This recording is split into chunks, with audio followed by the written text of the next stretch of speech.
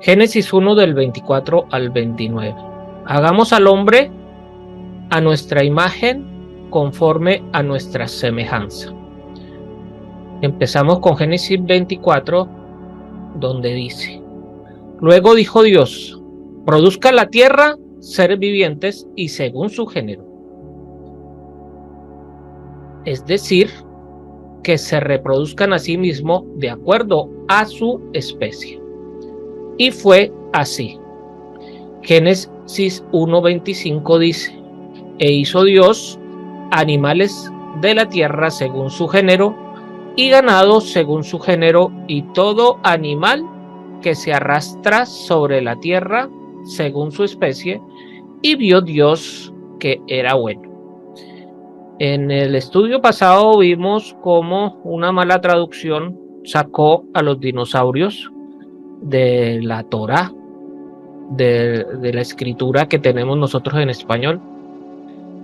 Entonces hay que tener mucha atención con esto. Incluso les decía yo que en el quinto día fueron creados todos los animales que se reproducen por huevo, o sea, todos los ovíparos.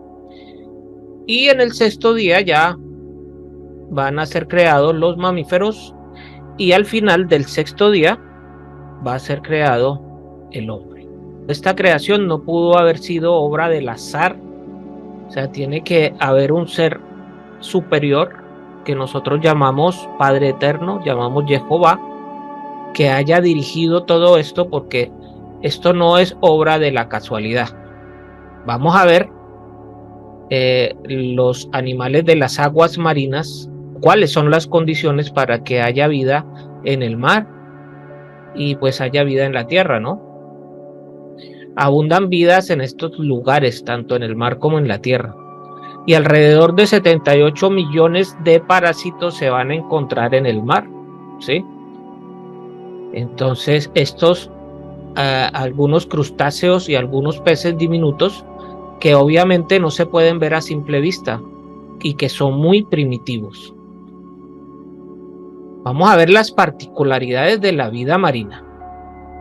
Para que el agua pueda pueda haber un equilibrio y engendrar vida, este ecosistema necesita primero que nada, vamos a tomar un ejemplo cercano que tenemos, que es una pecera, ¿cierto? Tenemos que revisar la densidad del agua. Esto es cuánta sal hay en el agua, o cuántos sustratos hay en esa agua. Eso se mide con una herramienta que se llama densímetro, que es como una varita que flota, y dependiendo del nivel de la densidad, pues saldrá en una medida más arriba o más abajo. Esto nos está diciendo que el agua está saturada o que le falta sustrato al líquido. Esta es una herramienta fundamental en los acuarios. Curiosamente, en el mar, habiendo tantos millones de seres vivos y todos con necesidades diferentes, pueden coexistir. Es algo completamente asombroso. El oxígeno, que es algo más, se necesita en el mar, ¿no? Se necesita en el agua. En el ecosistema acuático, los peces, aunque están debajo del agua, pues obviamente respiran oxígeno que está diluido en el agua. La fórmula del agua es H2O, tiene 2 moléculas de hidrógeno por una de oxígeno. Por esto ellos tienen branquias, y este oxígeno se mide por partículas por millón de oxígeno en el agua. Un pececito por minuto aproximadamente está requiriendo de 2 a 4 partículas por millón por cada 50 gramos de peso. Ahora imaginémonos un tiburón ballena, que es el pez más grande, que respira por debajo del agua, o que saca el oxígeno del agua. necesita una cantidad asombrosa de partículas por millón para poder subsistir. Eso puede ser posible por el oxigenador de agua más grande del mundo, que son las olas del mar, que hacen un equilibrio perfecto, que con su movimiento, su constante vaivén, producen un movimiento que oxigena el agua, y creando corrientes desplaza lo que son los contaminantes del agua, para que no estén concentrados en un solo lugar, y entonces también es un filtro para estos contaminantes, ¿sí? El pH es algo que es necesario tener controlado para que la vida acuática sea perfecta y pueda subsistir, ¿sí? El pH es el potencial de hidrógeno que hay en el agua. Este potencial de hidrógeno nos va a decir qué tan alcalina o qué tan ácido es un ambiente. El agua que nosotros tomamos, por ejemplo, es de un pH 7, ¿sí? Que es un pH neutro, ¿no? Más o menos es lo que tiene también un acuario marino, dependiendo del ecosistema que queramos reconstruir. Por ejemplo, el de un arrecife de coral es el más difícil de replicar, porque las corrientes deben ser cíclicas, deben ser corrientes que dibujan como círculos para que el círculo de la vida pueda ser posible. Hay otros que son de lecho marino, que son un poco más simples y superficiales, que son más oxigenados y por lo tanto son un poquitico más acidificados. Pero el equilibrio en el mar, podemos encontrar todo esto de una forma perfecta. Ahora, la temperatura también es importante. El mar que conocemos tiene una temperatura de -2 grados. Sabemos que el agua se congela a 0 grados, pero tomando en cuenta que tiene sal, esto hace que la capacidad de resistir el frío sin congelarse sea mayor. Entonces tiene ahí -2 de colchón para poder mantenerse líquida. Y la temperatura más alta en el mar es de 32 grados centígrados. Entonces tenemos aquí 35 grados centígrados de diferencia de un extremo a otro, que es algo bastante difícil de explicar y de entender cómo estos animales migran de aguas frías a aguas templadas en periodos relativamente cortos. Lo otro es el alimento. También para que haya vida necesitamos que haya alimento en la misma agua. Nosotros en la Tierra tenemos árboles, ¿cierto? Vemos la selva del Amazonas, que la llaman el pulmón de la Tierra. Entonces, si la selva del Amazonas es el pulmón de la Tierra, el otro pulmón son los océanos. Se calcula que alrededor del 70% del oxígeno es proveniente de las algas y del plancton que se encuentra en nuestros océanos. El plancton es justamente como una nata que viene diluido, que son un poco de algas con algunos crustáceos muy pequeños. Y esa es la base de la alimentación de prácticamente todos los animalitos del mar. Es una especie de maná marino. Podemos encontrar la migración de las sardinas, que se pueden catalogar como uno de los movimientos o migraciones más numerosas de toda la Tierra que el hombre haya podido observar. Se calcula que entre 800 y 1.000 millones de seres vivos de estas sardinitas están juntas yendo en una sola dirección. Ahora, si juntamos todos estos 5 elementos, que son el pH, la densidad, la oxigenación, la temperatura y el alimento, son 5 factores que tienen que actuar de una manera completamente equilibrada. Estadísticamente, es imposible poder tenerlo de un accidente o haciéndolo de una manera experimental.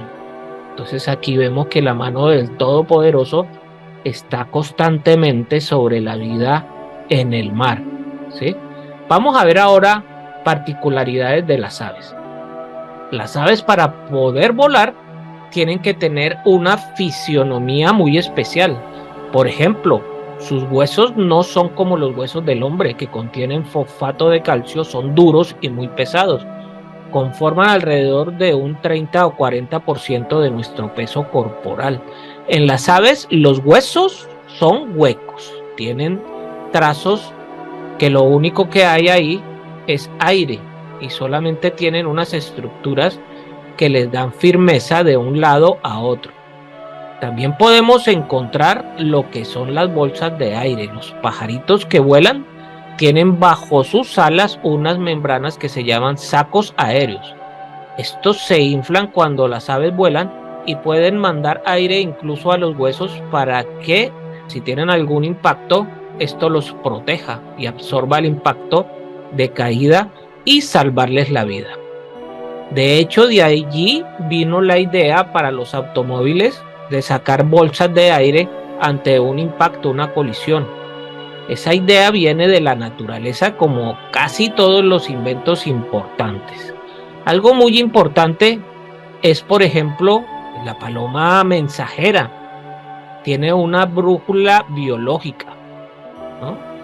Ellas saben en todo momento dónde están, son sensibles a los campos magnéticos del planeta, entonces saben perfectamente a dónde volar de un punto desconocido hacia su lugar de origen, donde nacieron.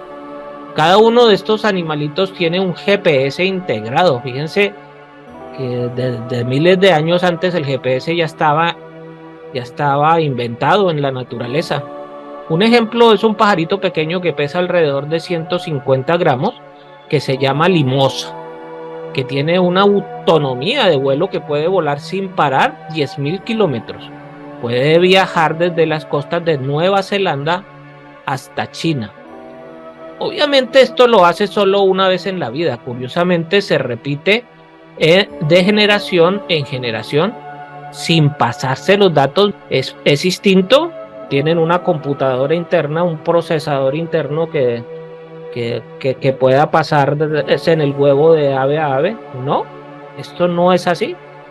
Esto es producto de la dirección del Padre Eterno sobre estas aves. La reproducción de las aves. Las aves se reproducen forzosamente por huevos. Vemos que un ave tiene que aprovechar que es muy liviana para poder volar. Si tuviera un embarazo, simplemente no podría despegar del suelo. Entonces la reproducción es necesariamente por huevo y está adaptada para que puedan volar. Dios las diseñó así. Su apareamiento es algo importante. El 95% de las aves son monógamas. Eso quiere decir que solamente tienen una pareja en toda su vida. En el caso de las cigüeñas, hacen migraciones que se pueden dejar de ver durante mucho tiempo y vuelven y se reconocen y vuelven a tener hijos. Y esto se puede repetir varias veces, ya que las cigüeñas son bastante longevas. Llegan a vivir alrededor de 70 años. Esta ave es la más longeva que hay. Veamos ahora la vida terrestre. En cuanto a la vida terrestre, de los herbívoros podemos decir que son los únicos seres capaces de aprovechar directamente las hierbas como el pasto para transformarlo en energía, teniendo en cuenta que la energía que tienen las plantas es la energía solar que a través de la fotosíntesis captan y la están almacenando, porque las plantas como tal no pueden aprovechar esa energía. Los únicos animales que pueden aprovechar esa energía son los animales rumiantes. Y curiosamente, son los que están dentro de la dieta kosher, o sea, los permitidos, los animales que se llaman puros. Son animales poligástricos. Tienen varias cavidades gástricas en donde pueden estar pasando por varios procesos como la acidez de la alcalinidad y diferentes procesos hasta de fricción, estas fibras de las hierbas, y pueden desprender de la celulosa, que es la proteína de las hierbas. El ser humano puede aprovechar esa energía que viene del sol, que se impregnó en una planta, y de la planta va a una vaca, y cuando el hombre se alimenta de carne de res o de vaca, La vaca proporciona esa energía, ¿sí? Además de también en su leche, también la aprovechamos, ¿sí? Y nosotros también comemos directamente verduras. Eh, Hay mamíferos voladores. Un animal que vale la pena destacar es un mamífero volador que es el murciélago, que tiene la capacidad de volar y salen por millones. Ellos viven en un hacinamiento, es decir, que viven muchos de estos animales en un lugar pequeño. Su vista es sensible al sol, aunque sí ven, pero no la ocupan mucho, son animales nocturnos. Y al momento de salir, salen por manadas alrededor de 5 millones de animales al mismo tiempo, ¿sí? Salen por una misma salida y no chocan. Esto se debe a una capacidad que tiene el murciélago, que es la ecolocalización. Ellos, sin utilizar la vista, emiten sonidos de muy alta frecuencia y rebotan estos sonidos. Entonces, al recibirlos, nuevamente pueden calcular exactamente la distancia, la trayectoria y el movimiento que tiene algún obstáculo para poder sortear. Estos radares lo tienen los mamíferos marinos, como la ballena, ¿no? Es asombroso que el delfín tiene otro sistema muy parecido. Es un radar de colocación que proyecta de la parte frontal del cerebro ondas y es como un detector de metales y nada más. Este busca peces. Es algo muy similar. Entonces hay un equilibrio perfecto. Es importante comentar que todo esto es un equilibrio perfecto. Es un equilibrio completamente diseñado por Dios. Y cuando el hombre ha querido intervenir, ha usado su sabiduría a lo creado por Dios, se ha causado alteración en este sistema de una manera terrible. Por ejemplo, en México, que es uno de los lugares donde han pasado estas situaciones, el lobo gris habitaba en los estados de Sonora y de Chihuahua. En estos estados era bastante abundante y hoy en día está extinto. Solamente lo hay en cautiverio. Hay programas para volverlo a liberar, pero es muy difícil. Este lobo desapareció porque los granjeros de ese entonces, productores de vacas y los borregos, empezaron a quejarse porque las vacas y los borregos desaparecían y les empezaba a dar una enfermedad llamada la rabia. Y culparon al lobo como que era el transmisor de la rabia y el que se estaba comiendo a su ganado. Entonces, el gobierno de Estados Unidos y el gobierno de México hicieron un plan donde empezaron a colocar cebos contaminados con veneno para matar a los lobos y ofrecieron recompensa por cada cabeza de lobo que presentasen a ciertas autoridades, ¿sí? Se hizo una cacería de lobos completamente sin escrúpulos, se mataron muchísimos ejemplares y se catalogaron como extintos permanentemente, y los productores de ganado creían que se había acabado el problema y de repente se dan cuenta que sigue habiendo desaparición de ganado y sigue habiendo rabia, y se descubre que la transmisión de la rabia no era por los lobos, sino que eran por los hematófagos, los murciélagos, que se alimentaban de sangre, y los culpables que el ganado desapareciera era una banda de cuatreros que venía del norte de Estados Unidos. Eso no quedó allí, sino que los lobos se alimentaban de una liebre de esa zona del país. Esa liebre se alimentaba mucho de hierba, de pasto, y el lobo mantenía a ras la reproducción de ese conejo. Como bien se sabe, los conejos son muy prolíferos. El problema fue que si no hay depredador, y el conejo entonces empezó a reproducirse sin un límite. Se alimentaron de todo el pasto que tenía como finalidad alimentar a las vacas que para producción de carne, y los pastizales se vieron reducidos y las vacas murieron de hambre. Eso fue un desequilibrio que causó el ser humano por meter su supuesta sabiduría, su curiosidad y sus ganas de mejorar las cosas a lo que creó Dios. Yo le llamaría a eso el instinto a hacer mal que tiene el hombre. Otro ejemplo son las abejas africanas. Aquí en Latinoamérica convivimos con una especie muy agresiva de abejas que incluso han llegado a matar muchos humanos, muchos hombres. Estas abejitas pues llegaron a América porque las llevaron a Brasil para mejorar la producción de miel y querían hacer un cruce donde nada más se expresara el gen que producía más miel y un tamaño mayor de la abeja y quedara recesivo el gen de la agresividad. Y pasó todo lo contrario y tenemos ahora la abeja africana.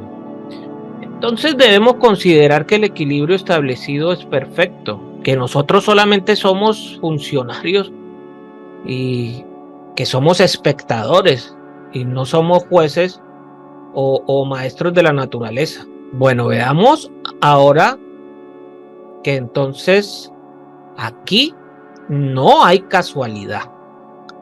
Dios no está inventando, sino que todo tiene un propósito.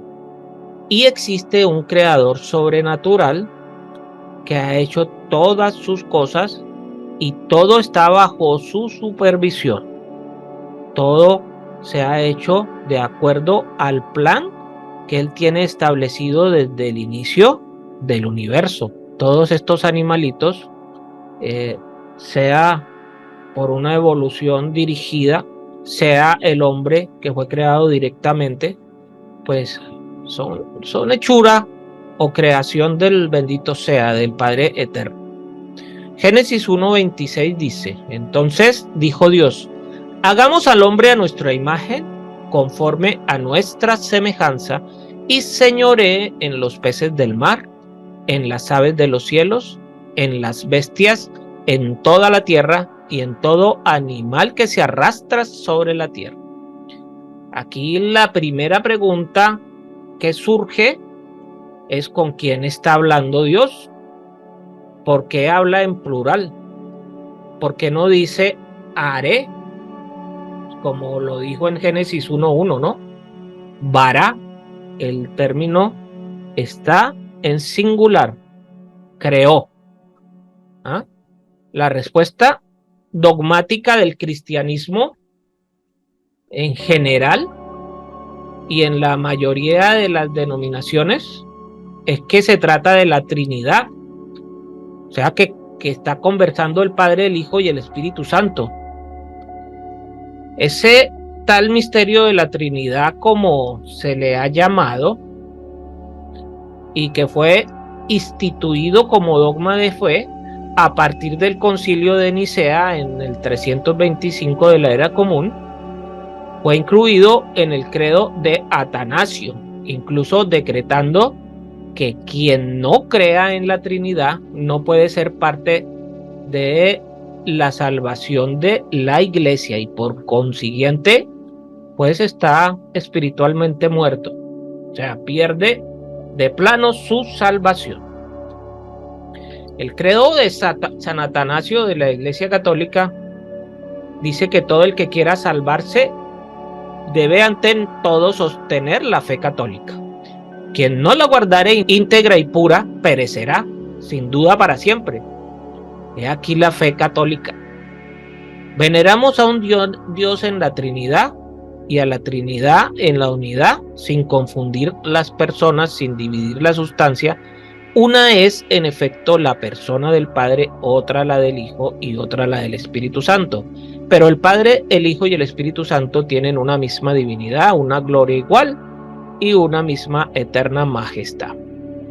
Pero si esta doctrina de la Trinidad es un requisito para la salvación, ¿no sería lógico encontrar en las Escrituras por lo menos una sola vez que se mencionara la palabra Trinidad o triunidad? ¿Y por qué argumentar que el plural implica Trinidad y no 2 o 4 o más seres divinos? Además, no existe una sola mención en las Escrituras desde el Génesis hasta el Apocalipsis de esta palabra. Si es requisito de salvación, Yeshua o los apóstoles tendrían que haberlo dicho claramente, como lo dice Atanasio. Por otro lado, la respuesta judía a este dogma cristiano fueron los 13 principios de fe del judaísmo del rabino Maimónides, que vivió en España en el siglo XII. La creación del ser humano, vamos a ver y vamos a dar razones suficientes para estar motivados a estudiar juntos. Esta es la 7ª sesión de este estudio del Génesis. Génesis 1:26. Entonces dijo Dios: hagamos al hombre a nuestra imagen, conforme a nuestra semejanza, y señoree en los peces del mar, en las aves de los cielos, en las bestias, en toda la tierra y en todo animal que se arrastra sobre la tierra. Yeshua, quien es el que habla, está hablando ¿con quién? Está hablando con los ladrillos de la creación, que son las letras hebreas. En un principio, con la aparición del Mesías en este universo, lo primero que fueron creados fueron las letras, porque sin las letras no hay creación. Porque, ¿qué es lo que hace Yeshua? Ya sabemos que lo primero que vino fue la luz del Mesías a este universo. Entonces, ¿qué es lo primero que él hace? Él crea con su boca, ¿sí? Él dice, ¿y quién es el que va y mezcla todos los ingredientes para producir una estrella, para producir una tierra o para producir vida? Entonces, en un principio, con la aparición del Mesías en este universo, lo primero que creó fueron las letras del alfabeto hebreo, en el intelecto santo del santo de los santos. En su imaginación creativa, creó las letras, que son contenedores sagrados de su luz. Cada una de ellas fue llenada pacientemente con todos los elementos de la creación y de la vida. Son el ADN fundamental de toda la vida y en especial del hombre. Vamos a ver aquí, son 22 letras. ¿Cuántos genes pone el hombre y cuántos genes pone la mujer para que haya una vida nueva? Se ponen 23 y 23. 22 propios del hombre, 22 propios de la mujer, y hay un gen, el 23, que es propio del bendito sea. Ese gen que es siempre X en la mujer, en el hombre puede ser XY. Entonces fíjense que las 22 letras son los genes de la vida, y el Eterno está presente con, si es hombre, si es mujer, pone su gen XY y aquí pone su gen X. Eso es lo primero que debemos notar de ahí. Ahora, ustedes se dan cuenta que el ADN lo que son letras. O sea, es impresionante que el ADN está escrito no por números, está escrito por letras, ¿ya? Aunque aquí en el hebreo los números son las mismas letras, pero es algo especial. Entonces, fíjense en eso.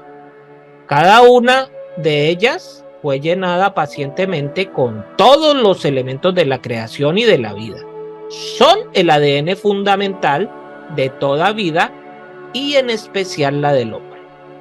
En el principio solo fue la luz de Yeshua que salió de la misma luz. Estaba en el Padre, salió la luz del Padre y llegó a este universo en forma de hijo, pero es su misma esencia, ¿sí? En la cascada infinita y creadora, en el tiempo que no tiene tiempo. Desde la eternidad es un nombre bendito, Jehová, el que contiene en sí mismo todas las letras y el misterio de todas las letras y su articulación, para que su Hijo pudiera crear el universo. En el principio fue el sueño del Padre. ¿Por qué digo que pudiera crear el universo? Porque es que debe haber una materia prima creó de la nada, sí, pero hay una materia prima que son las letras. La materia es la palabra. ¿Y quién es la palabra? En el principio fue el sueño del Padre que llevó a cabo el Hijo, su imaginación creativa, y fue el sueño que sale del sueño y articula las letras primeras de su sueño. Punto tras punto, línea donde los rayos de luz en el pensamiento de Dios, en la inteligencia divina, son 22 letras sagradas que sustentan y escriben todo lo creado. En cada letra que salió del aliento del Mesías hay un mundo y la prefiguración de una historia. En la epidermis de la llama celestial están dibujadas todas las letras sagradas, una tras otra, y danzan todos los días frente al Eterno. Y todos los días son nombrados nuevamente como ecos, llamas, mares, paraísos, en la infinitud del tiempo. Las letras ígneas se visten y desvisten con sus velos. El Padre, desde su trono celestial, las mira y piensa cuán hermosas son las criaturas primordiales de su sueño y cuánta luz en el tiempo de la luz todavía guarda. Entonces estaba el Hijo, que es la Dabar. La Dabar es la palabra. ¿Y con quién hablaba? Lógicamente, él habla lo que el Padre le indica. O sea, estando Yeshua presente en este universo, pues está con su Padre. Él está diciendo o hablando lo que su Padre le indica. Y hablaba con las letras. Y con ellas estaba llevando a cabo la obra de la creación. El Padre es el que crea a través de su Dabar, a través de su palabra. El que ejecuta es el Hijo con los ladrillos de la creación, que son las letras. Y esas palabras, o esa palabra es su Hijo. Digamos que el ejecutor de su voluntad, de su palabra, es su Hijo. Así que al tener el ADN humano en letras, por eso está el verbo en plural. Hagamos al hombre. Aquí se introduce al hombre, el individuo, el que Dios crea directamente. No lo crea de manera indirecta como una evolución dirigida, como en el caso de los animales. Dice, y surjan de los mares, ¿sí? Aquí no hace eso, lo crea directamente, no lo crea indirectamente. Vimos que él dijo vamos a hacer, cuando dice produzcan las aguas seres vivientes, era como que dejaba que se produjeran por sí mismos.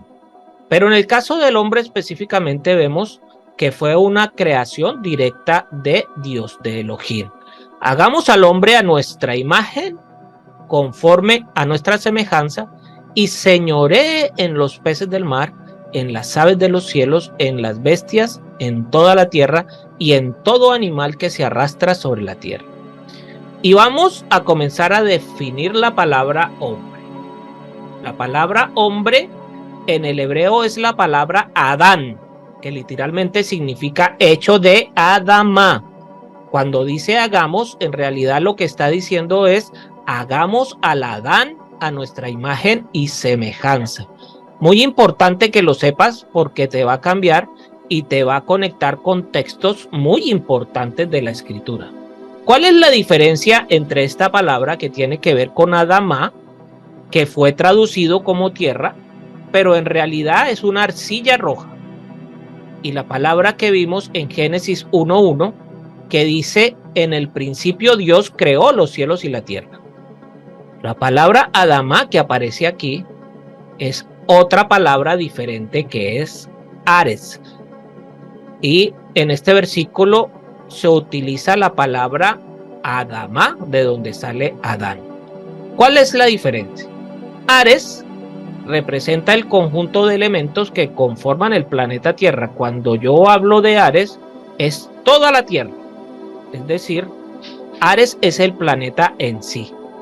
Y Adamá representa exclusivamente las propiedades minerales de que se conforma el barro o la arcilla con la cual fue creado el hombre. Adamá en sí es Adán, que incluso le da una tonalidad rojiza, que es el color de la sangre. El barro que se extrae de la tierra, se le coloca un poco de agua y de allí sale una vasija. ¿Qué color tiene el barro? Es un color rojizo y café. Y de allí se hace una vasija. Y el color rojo o rojizo también se escribe así. El color rojo se escribe Adón. Adón en hebreo es rojo. Y tiene que ver también con la palabra Dan, que es sangre. Todo está relacionado aquí. Arcilla igual Adamá, hombre igual Adán, sangre igual Dan. La raíz elemental de la palabra Adán son las letras Dalet, Men, que en su forma primitiva del paleohebreo son Dalet, que es un dibujo representada por una puerta, la puerta de una tienda de campaña, y la Men, que en su dibujo representa una especie de olas que representan al agua.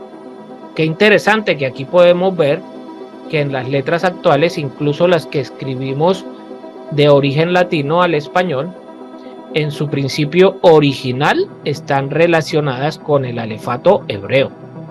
La M es muy parecida a la Men, representa el agua, y esta Dalet representa una puerta, lo que implica entrada y salida.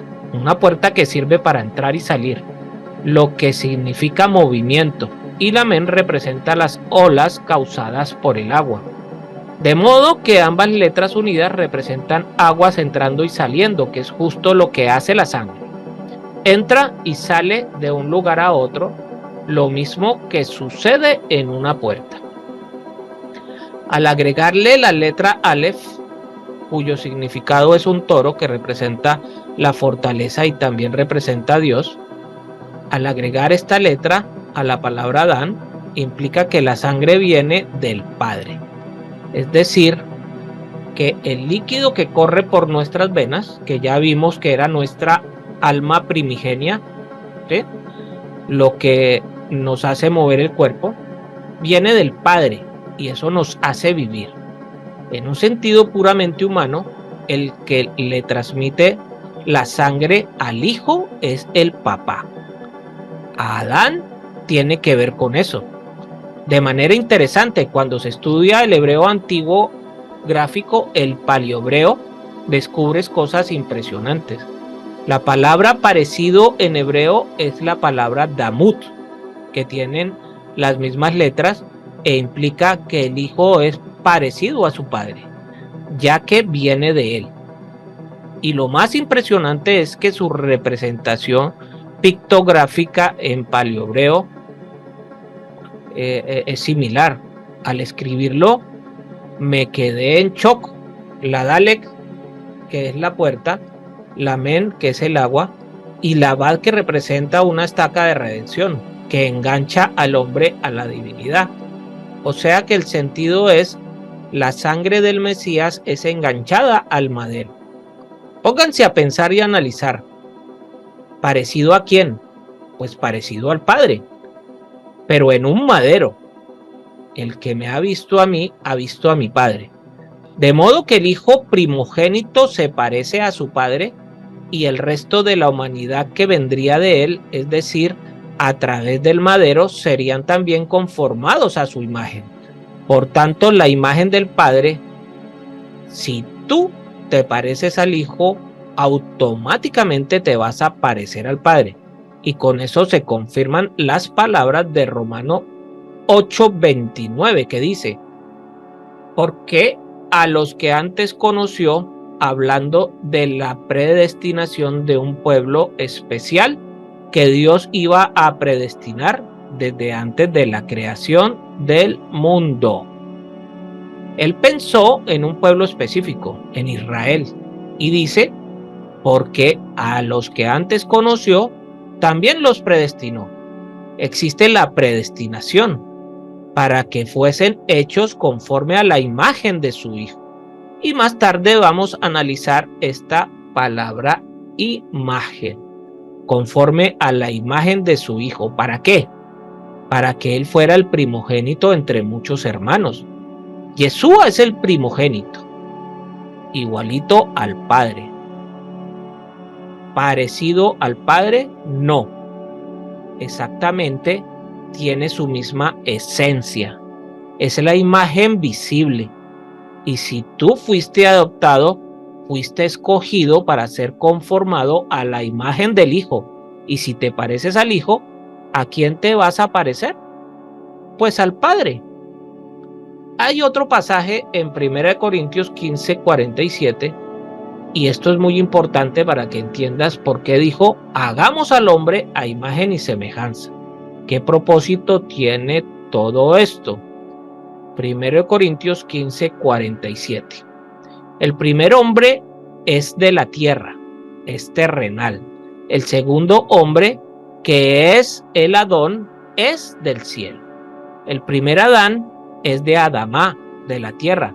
¿De quién está hablando?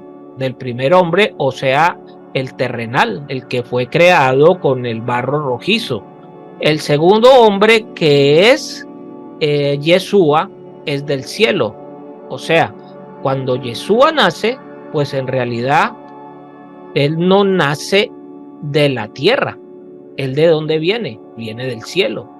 Él es el hombre primario, el que vimos originalmente. El que hemos estado estudiando, la luz primigenia, el príncipe, el creador de todo, pero después ese celestial se hizo hombre, tomó forma humana. ¿Y para qué? Dice, ¿cuál terrenal? Para tales también los terrenales, o sea, nosotros, nacimos a imagen de Adán. ¿Y cuál es el celestial? También los celestiales. Y así como hemos traído la imagen del terrenal, del Adán, traemos también la imagen del celestial, del Mesías Yeshua. Comenzamos entonces siendo una imagen de Adán, una imagen terrenal. Pero el propósito final, que es el clímax de toda nuestra espiritualidad, es que lleguemos a ser la imagen del celestial. Ese es el propósito al final. En este caso, Adán no solo representa el primer hombre. Cuando vemos aquí, hagamos al primer hombre a nuestra imagen y semejanza, Adán en ese momento no se está refiriendo exclusivamente a Adán y Eva, sino a la humanidad entera que vendría de él. Es decir, cuando Dios dice hagamos al Adán, él se refiere a toda la humanidad terrenal que descendería de él. Después viene lo que sigue, que es a nuestra imagen. ¿Quién es nuestra? Tiene que ver con el hombre celestial, aquel que refleja al Padre, Yeshua, y dice conforme a nuestra semejanza. Y ahora vamos a comprender qué significa la palabra imagen, del original que implica la palabra imagen, que implica la palabra semejante. La imagen y semejanza de quién específicamente fue creado el hombre. Vamos a analizar un texto de la Brit Hadashah que habla de Yeshua. Colosenses 1:15. Es la imagen del Dios invisible, el primogénito de toda creación. Él es la imagen del Dios invisible, a quien no podemos ver, a quien no podemos palpar. Por tanto, Dios se revela o se manifiesta a través de una imagen. Esta palabra imagen es muy importante. La imagen del Dios invisible, el primogénito de toda creación, en el texto de Colosenses en hebreo dice Selén. La palabra para fotografía tiene que ver con la palabra Selén. Aquí vamos entonces a comprender que la palabra imagen literalmente es cubrir o sombra. Él es la sombra. ¿Recuerdan ustedes que todas las palabras en el hebreo tienen una raíz? Si tú conoces el significado de la raíz, ya sabes el concepto de esta palabra. Generalmente, la raíz se compone de 3 letras, pero en el paleohebreo, en lo más antiguo, las raíces se componían de 2 letras. En el caso de la palabra imagen o sombra, es la palabra sel, que son 2 letras. Es la letra sade y otra es la letra lamet. La sade en su forma individual significa lado. Sad es lado, representa a alguien justo, de aquí viene el sadik. Incluso su forma en el hebreo moderno representa a un hombrecito de rodillas como orando. Y si consideramos que al lado está la lamed, que representa el báculo de un pastor, entonces estas 2 letras juntas representan a alguien al lado del pastor, el que guía, el que dirige y representa a Dios como supremo gobernante. Entonces podemos comprender el significado más básico de esta palabra como un justo o una sombra al lado del líder. La palabra sel, en la forma más primitiva, representa a un justo o una sombra del líder. Si va caminando el líder y al líder no lo puedes ver a través de su sombra. Cuando tú ves que él es la imagen del invisible, estás pensando o te estás dando a entender que por cuanto el líder es invisible, es espíritu, no lo podemos ver. Entonces él coloca de lado su sombra, que lo representa a él mismo, que es su hijo. La raíz de la palabra invisible, hablando de Dios invisible, es Olán, que significa literalmente esconder, un incógnito. Representar la palabra Olán, ¿cómo la veríamos? Unas montañas. Y lo que está detrás de las montañas, ¿qué está detrás? Hay algo invisible porque no lo podemos ver. Y esa palabra está hablando de Yeshua en Colosenses. Colosenses 1:16. Porque en él fueron creadas todas las cosas, las que hay en los cielos y las que hay en la tierra, visibles e invisibles. Sean tronos, sean dominios, sean principados, sean potestades, todo fue creado por medio de él y para él. Colosenses 1:17. Y él es antes de todas las cosas y todas las cosas en él subsisten. O sea que Dios se va a manifestar a través de este lado, de esta sombra. ¿Quedó claro? Todo esto es para que comprendamos el concepto y el significado más básico de que fuimos creados a su imagen conforme a su semejanza. Volvamos entonces a Génesis 1:26, que dice Dios, hagamos al hombre a nuestra imagen conforme a nuestra semejanza. Esta palabra semejanza es parecido a nosotros. Ya vimos la palabra damut, parecido, que tiene que ver con la misma palabra usada aquí. Y señoré en los peces del mar, en las aves de los cielos, en las bestias, en toda la tierra y en todo animal que se arrastra sobre la tierra. Qué interesante que sobre lo primero que tiene que señorear el hombre es sobre los peces del mar, que tiene un significado muy profundo, que lo vamos a ver más adelante porque tiene que ver con toda la descendencia de Israel. Yo en otros estudios les he dicho que el mar y lo que está en el mar, los peces, tiene que ver con Efraín, que somos nosotros, somos la casa de Israel, ¿no? Que estamos a lo largo de toda la tierra. Así que aquí está en esta palabra conforme a nuestra semejanza, damoteino, que significa como parecido a nosotros. El hombre tiene que ser una sombra de su creador. El ser humano tiene que ser una sombra de su creador. Tiene que ser un justo como él. Sean ustedes santos porque su Padre es santo. Sean justos porque nuestro Padre es justo y conforme a nuestra semejanza es como parecido a nosotros.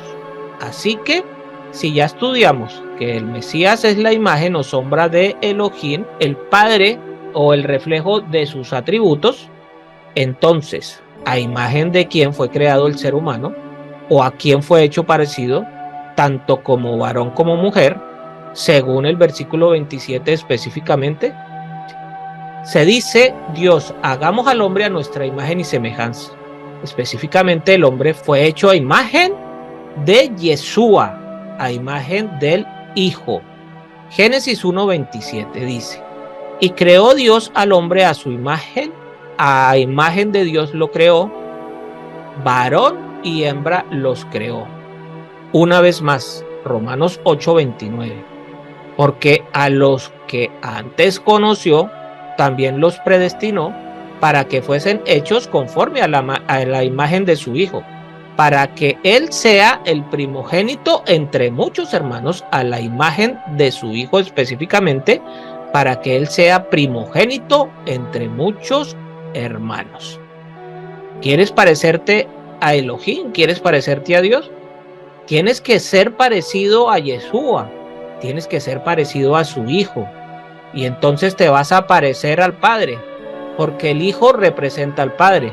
Nacimos trayendo la imagen del Adán terrenal, pero nuestro propósito a través de la superación, de estar buscando, anhelando esto, la meta del ser humano es parecernos al celestial. O sea, que para parecerte al terrenal no tienes que hacer nada excepto nacer, y se acabó. ¿Qué nace de Adán? De Adán nace lo terrenal, que es la carne. La carne y la sangre no pueden heredar el reino de Dios. Todos somos terrenales, entonces tiene que llevarse a cabo un milagro en nuestras vidas para que dejemos de ser terrenales y nos convirtamos en celestiales. Así como hemos traído la imagen del terrenal, traemos también la imagen del celestial. Si te dejas, si tomas esa decisión, pues mantener para siempre la actitud, el deseo de parecerte al terrenal, ¿qué va a pasar con tu cuerpo? Que fue extraído de minerales de la tierra. Pues eres polvo, y al polvo vas a volver y se acabó. No hay nada más de ahí al lago de fuego en el juicio final. O sea, tú decides llevar la vida hasta donde tú quieras. Si quieres que tu vida llegue a ser algo más, tú puedes llevar tu vida hasta donde tú quieras. Si no haces nada, no vas a hacer nada. Pero si tomas una decisión de pensar en parecerte al celestial, de hacer las cosas que Yeshua te dice que hagas, ¿qué va a pasar cuando este cuerpo terrenal, como un globo inflado que lo pincha, se desinfla y vuelve al polvo? Dice Daniel, y muchos de los que duermen en el polvo de la tierra serán despertados, unos para vida eterna y otros para muerte y confusión perpetua. ¿Quiénes serán los que despierten?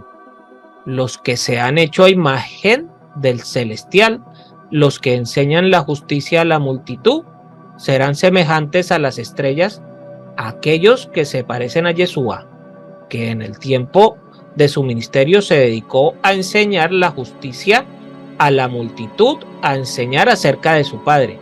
¿Qué sucedió cuando su cuerpo se fue a la tumba?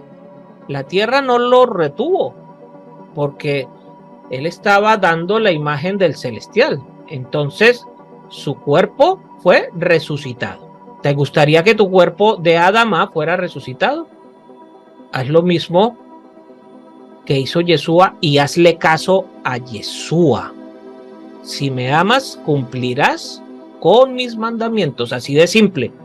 Estamos llamados a ser una sombra de Yeshua, a seguir sus pisadas, y no solamente a seguirlo, sino a cumplir con su Torah, a cumplir con sus mandamientos, que son los mismos mandamientos del Padre. Es así de simple. ¿Qué pasa si tú no estás a la luz del sol y tratas de huir de tu sombra y sales corriendo? La sombra te sigue. Así debe ser con Yeshua, ¿no? El salir corriendo no es un salir corriendo sin sentido. Tú tienes primero que saber que debes ser un hombre completamente nuevo, que debes estar transformado en un hombre nuevo. Debes confesar a Yeshua como tu Señor y seguir el cumplimiento de su Torá de ahí en adelante. Esa palabra Damut es igual o es lo mismo que de la misma sangre. Recibiste esa sangre de Yeshua que fue derramada en el madero.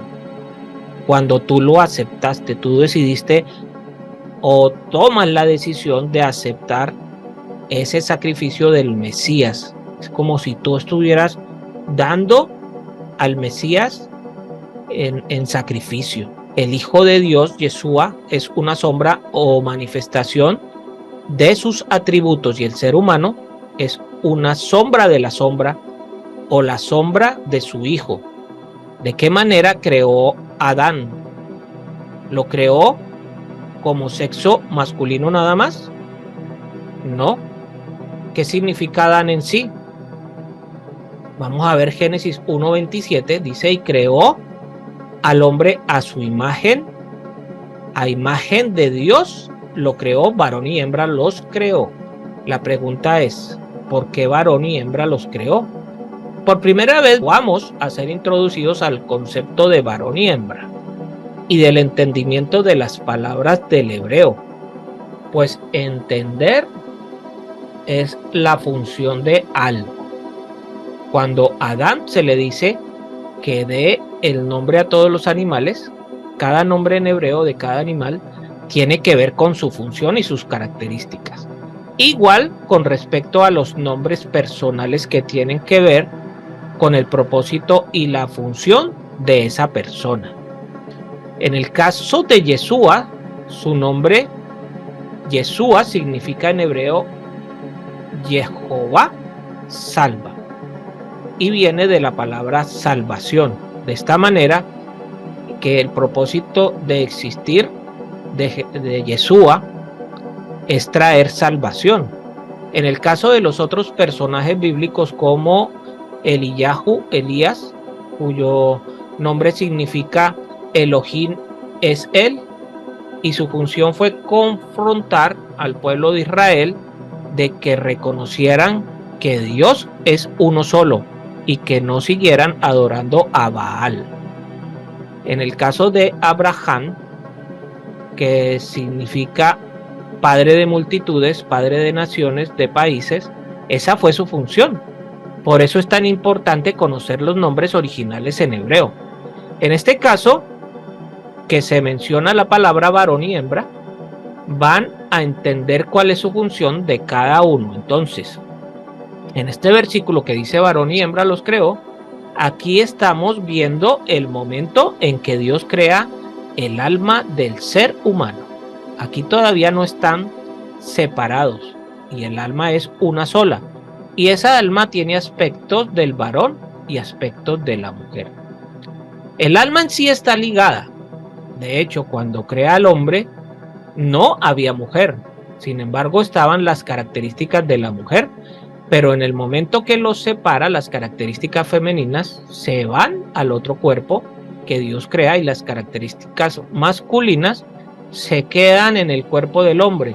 Pero juntos es como reflejan las cualidades, la imagen de Dios separados, ya no en un solo cuerpo, sino como dos mitades. Esto significa que en el primer momento, el primer Adán, o sea, cuando fue creado el Adán, pues en realidad no era ni hombre ni mujer, tampoco era un hermafrodita. O sea, lo más seguro es que no tuviera genitales ni masculinos ni femeninos, porque no tenían una función. Los genitales en realidad tienen una función específica que es la reproducción.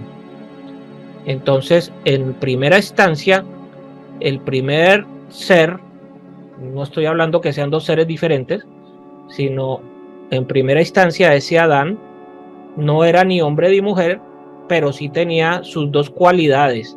No que sea un hermafrodita o que sea ahora esta liberación del arco iris, no, de eso no estoy hablando. La cualidad del hombre es el de dar, porque él es el que da la semilla. Y la cualidad de la mujer en general es recibir. El hombre da, la mujer recibe. Por eso la mujer es la vasija, es la que contiene y es la donde se forman los nuevos humanos con la semilla del hombre. Por eso nos necesitamos. Un hombre solo le faltan atributos divinos y a una mujer sola le faltan también atributos divinos. Por eso no puede haber hombre con hombre ni mujer con mujer, etc. ¿Cuál es la característica que representa a Dios, que tiene el varón, que son una sombra o imagen de él? La fortaleza, la fuerza, el liderazgo, etc. Y las de la mujer son la sensibilidad, la ternura, la compasión, etc. La mujer tiene características diferentes a las del hombre, pero todas son divinas. Pero hay ocasiones en que Dios tiene atributos y cualidades que tienen que ver más con la mujer que con el hombre, y hay veces que tiene que ver más con las del hombre que con las de la mujer. Si hablamos de Dios en sus atributos de justicia, de rigidez, de liderazgo, pues esos son atributos masculinos. Pero también vemos en algunos pasajes que Dios representa la ternura, la sensibilidad, el corazón de una mamá. Hay un texto muy lindo en Isaías que dice que cuando la mujer se olvidará de sus hijos, a quien dio a luz, para dejar de contentarse con el fruto de su vientre. Dios dice, pues aunque ella te olvide, yo nunca me olvidaré de ti. Y hay otro hermosísimo también en Isaías que dice que el día de la redención, el Señor nos llevará en sus rodillas como una mamá apacienta a sus hijos. Y un título de Dios que es Shaddai, que significa los pechos con que se alimenta un bebé, son atributos también de Dios que son de sensibilidad femenina. Así que solamente el hombre y la mujer juntos son el reflejo completo de la imagen completa del Señor. Y esto tiene muchas implicaciones. Vamos a empezar por la palabra varón, que en hebreo es la palabra sahar. De ahí viene la palabra sijarón o recuerdo. La palabra sahar significa literalmente almacenar en memoria, recordar, memorial, historiador, actuar en base a eventos pasados. Si pudiéramos dar el significado de la palabra hombre en una manera actual que los jóvenes van a entender su función específica en esto, una memoria USB. ¿Sabes quién la inventó? Pues un israelita. Eso es un dato ahí por si no lo sabías. Es impresionante lo que un aparatico de estos puede almacenar. La próxima vez, hombre, que pienses cuál es tu función es la de almacenar información, registrar esa información. Tu labor como hombre será transmitir información a quienes tienes que transmitir información, a quienes los tienes que transmitir. Ahora lo vamos a ver. Así que sahar significa almacenar en una memoria, un memorial, recordar, historiador, actuar en base a eventos pasados. No es almacenar rencor, etc. El hombre es encargado de transmitir las experiencias pasadas al resto de la familia para preservar su nombre. ¿Cuál es el nombre que se transmite? ¿Por qué habla la Torá? Dice Isaac ben Abraham. Porque ¿cuál es la función del hijo y cuál es la función del padre? La función del padre es transmitirle esa experiencia al hijo, pasarle todas sus memorias y sus recuerdos, y el hijo le va a pasar su memoria a la siguiente generación y así sucesivamente. Así que la función del varón es almacenar memoria y transmitirla, almacenar información y transmitirla, almacenar experiencia y transmitirla desde Adán. ¿Cuál era la información que tenía que transmitir a toda la humanidad? Que no se olvidaran del nombre de Dios, la información de Dios. El hombre tiene que ser un memorial de Dios. Su esencia es transmitir. La memoria de Dios se está olvidando por culpa de los varones. Veamos la función de la mujer. y el que tenga oídos para oír, que escuche. La palabra hembra en hebreo es nekevá, que significa literalmente y suena un poco feo, pero eso significa es perforada, penetrada. La esencia de la mujer es recibir, como ya dije antes. Una vez más, si yo le injerto la USB, le voy a pasar todo el memorial de Dios o la información que haya allí. Pero si allí hay solo estadísticas de fútbol, pues va a estar pasando errores a su próxima generación. La esencia de la mujer es recibir. Las letras de la palabra nekevá en hebreo son muy interesantes. Son la nun, la kuf, la beit y la hei. La palabra nun en paleohebreo originalmente significa semilla. Y curiosamente, en el paleohebreo pictográfico parece un espermatozoide. Ahora piensen si la palabra, la Torá, es inspirada por Dios o no. Cuando Moisés utilizó este dibujito, como él sabía que el espermatozoide era así, o sea, no había ni microscopios, no había algo parecido, ni siquiera había una lupa. Y estamos hablando de aparatos muy avanzados y ya Moche o Moisés lo sabía. ¿Quién se lo dijo? Pues el que creó el espermatozoide, el que creó al ser humano. La letra Kuf representa como un horizonte cuando el sol se está ocultando. La letra Bet representa una casa y la G representa a un hombre, como con los dos brazos levantados, como en alabanza. Así que hace pensar que todo esto junto es una semilla, el horizonte, la casa y alguien levantando los brazos. La mujer representada, aquella que recibe la semilla del hogar hacia el horizonte, causando admiración. Eso es lo que tiene que hacer la mujer, recibir la semilla y transmitirla, para que la casa y el hogar permanezcan y continúen hacia el horizonte. Esa es la labor de la mujer. ¿Y qué representa la semilla? Dicho en otros textos de la escritura, la semilla también representa algo y se identifica con la palabra de Dios. La semilla es la palabra que lleva el mensaje a todas las naciones. La raíz nekevá también forma parte de la palabra estómago, lo cual implica también recibir nutrientes para la supervivencia. Estómago en hebreo se dice keiva. El estómago recibe los nutrientes y si el estómago no funciona bien, no recibe, no almacena, no extrae todos los nutrientes. ¿Qué va a pasar? Se va a morir el cuerpo, no puede permanecer. Así que cuando el ser humano, tanto el varón como la mujer, no cumplen su función revelada a través del nombre dado por Dios, será imposible la realización plena de ambos. Ahora te preguntas, ¿por qué el hombre está ansioso, estresado, enfermo y deprimido? ¿Por qué? Porque cuando tú no cumples la labor específica que Dios te ha dado de transmitir ese memorial, este recuerdo, nada te va a saciar, nada te va a llenar. Va a llegar el momento en que ya las estadísticas del fútbol o lo que sea que tengas en la cabeza te van a hartar. Solamente cuando estés cumpliendo tu función vas a tener una realización plena.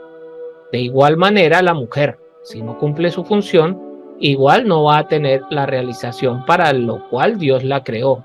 El hombre que no recuerda y transmite el mensaje que es la semilla de la divinidad, la semilla de la deidad, principalmente a su esposa, no está cumpliendo su función. Y la mujer que no recibe, que no escucha y rechaza a su esposo, también está alterando su función. Porque eso es que el hombre y no la mujer es el encargado de transmitir la memoria del Padre Celestial. Por eso yo les digo constantemente a mis hermanos que pues las mujeres pueden enseñar, ¿cierto? O sea, ya en estas alturas ya no se les puede uno negar que sean casi iguales al hombre, pero tiene que tener mucho cuidado en que cuando enseñe no esté en impureza ritual, que básicamente eso es lo que en su enseñanza pues quedaría todo patas para arriba, como se dice, ¿cierto? Entonces, yo no lo digo, lo dice la misma escritura. Mucho ojo con estas enseñanzas que encuentran por YouTube y son de mujeres. No sabes tú en qué condición las está dando y si están en un estado de impureza ritual porque están en nidá, pues no son palabras que vengan apoyadas por el Ruach. Por eso es que el hombre y no la mujer es el encargado de transmitir la memoria del Padre Celestial. Vamos a ver unos pasajes. Efesios 5:22. Las casadas estén sujetas a sus propios maridos, como al Señor. Efesios 5:23. Porque el marido es la cabeza de la mujer, así como Yeshua es la cabeza de la comunidad, la cual es su cuerpo, y él es su Salvador. Efesios 5:24. Así que, como la comunidad está sujeta a Yeshua, así también las casadas lo estén a sus maridos en todo. Efesios 5:25. Maridos, amad a vuestras mujeres, así como el Mesías amó a su comunidad y se entregó a sí mismo por ella. Efesios 5:26. Para santificarla, habiéndola purificado en el lavamiento del agua por la palabra. Efesios 5:27. A fin de presentársela a sí mismo una comunidad gloriosa que no tuviese mancha ni arruga, ni como semejantes, sino que fuese santa y sin mancha. Efesios 5:28. Así también los maridos deben amar a sus mujeres como a sus mismos cuerpos. El que ama a su mujer, a sí mismo se ama. Efesios 5:29. Porque nadie aborreció jamás a su propia carne, sino que la sustenta y la cuida, como también el Mesías a la comunidad. Las casadas estén sujetas a sus propios maridos como el Señor, porque el marido es la cabeza de la mujer, así como el Mesías es la cabeza de la comunidad, la cual es su cuerpo y él es su Salvador. La comunidad tiene que ver con el pueblo de Israel, que ha de ser sacado de todas las naciones. Así como la comunidad está sujeta al Mesías, así también las casadas lo estén a sus maridos en todo. Marido, amar a vuestras mujeres, así como el Mesías amó a la iglesia y se entregó a sí mismo por ella. ¿Por qué? Porque está llamado el varón a transmitir el mensaje, el memorial, a ser la sombra de aquel que murió por nosotros. Amen a sus mujeres, así como el Mesías amó a su comunidad y se entregó a sí mismo por ella para santificarla y purificarla en el lavamiento del agua por la palabra, así de presentársela a sí mismo como una comunidad gloriosa que no tuviese mancha ni arruga ni cosa semejante, sino que fuese santa y sin mancha.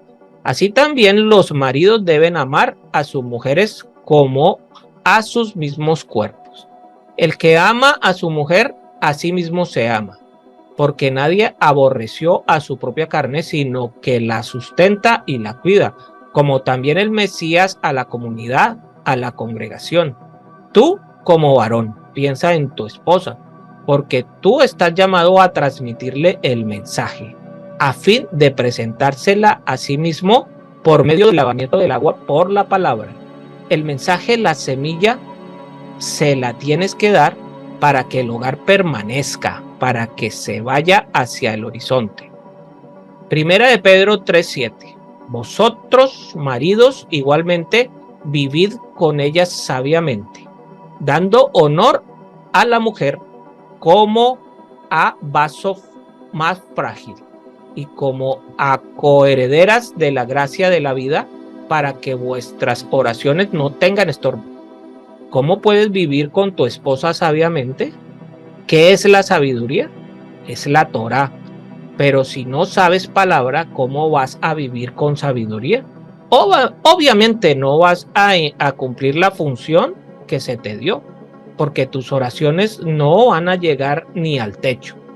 Y para mujeres, nequeva, captar, recibir información, asimilar información, desmenuzar información, nutrirse con esa información.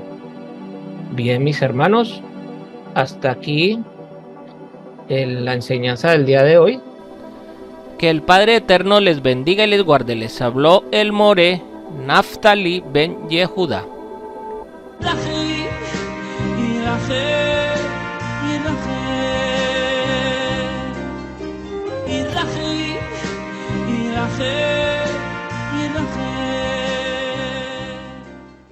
Si este estudio te ha sido de utilidad, te invito a suscribirte en nuestras redes sociales de YouTube, Facebook, TikTok e Instagram. Activa las notificaciones, dale me gusta al video y déjanos tus comentarios, inquietudes o sugerencias.